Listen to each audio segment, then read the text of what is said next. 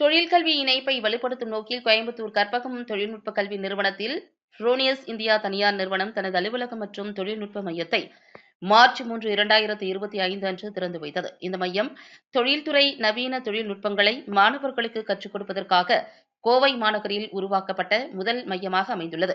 இந்நிகழ்வில் ஃப்ரோனியஸ் இந்தியா தனியார் நிறுவனத்தின் நிர்வாக இயக்குநர் வி.கே. காமத் திறப்பு விழாவினை தொடங்கி வைத்தார். கற்பகம் கல்வி நிறுவனங்களின் தலைவர் முனைவர் வசந்தகுமார் அலுவலகத்தையும் தொழில்நுட்ப மையத்தையும் திறந்து வைத்து மாணவர்களின் நேரடி தொழில்துறை அனுபவத்தின் முக்கியத்துவம் குறித்து உரையாற்றினார்.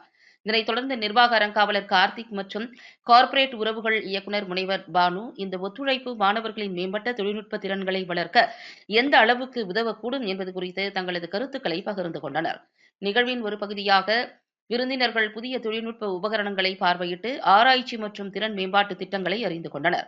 இந்த புதிய தொழில்நுட்ப மையம் மாணவர்களுக்கு நவீன ஆராய்ச்சி, தொழில்துறை பயிற்சி மற்றும் நிஜ உலக தொழில்நுட்ப அனுபவங்களை வழங்குவதற்காக உருவாக்கப்பட்டுள்ளதாக அதிகாரிகள் தெரிவித்தனர்.